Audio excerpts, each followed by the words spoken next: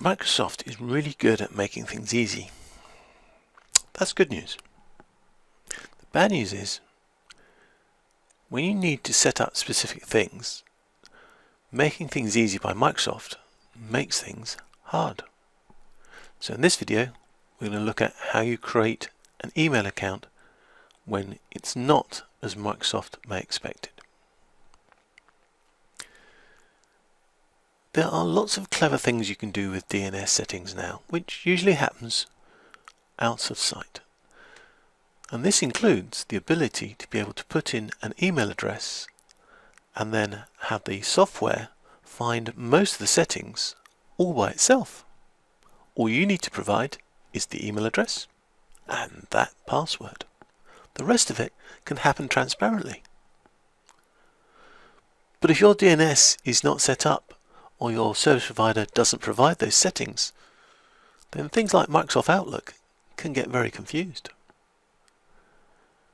So of course, if we have a problem with our email, we can change the settings, can't we?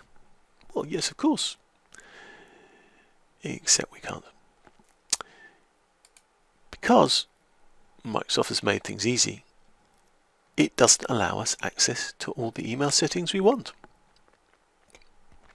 So if I go to the file and I go to email accounts and settings, in the old days I could come in here and I could edit the settings. Now, no. Look, there's very little available to me. I don't have logins, I don't have passwords, I can't change the names of servers.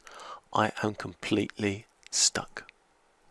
And if I create a new email address, it's going to use its clever way of finding the details for me. If I don't have those details set up correctly at the back end, I can't do anything. But there is another way to change your Outlook settings. And I would call this the old way, in a way, because this is the way that you used to be able to get to your email settings through your normal computer operations, the settings, the setup, all the stuff that's built into Windows. There is a way to get into the emails there. But you don't have to delve into your system to get that, because you can get in where we've just been. So if I click on File, Accounts and Settings, now instead of going direct to Account Settings, I go to Manage Profiles. When I go to Manage Profiles, it opens up this little box, which you may recognize as the mail setup options on your Windows software. So now I can go to Show Profiles and I get another little box which you may find even more familiar, and I can now call up profiles. Yes, you can have more than one profile, and a profile can have all your email addresses in it. Or you can have multiple profiles with different sets of email addresses in it, depending how you want your life to be organized.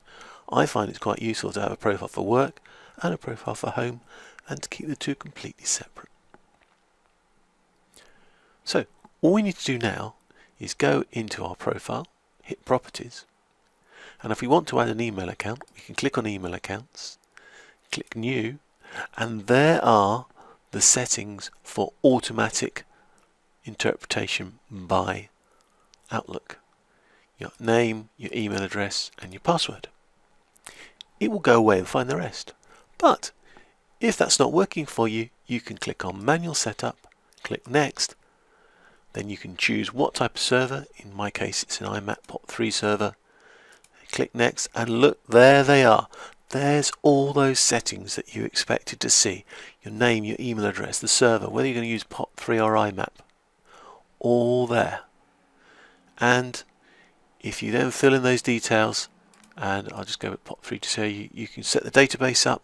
If you're going to be POP3, if you're going to be IMAP, all the files will be stored on your server.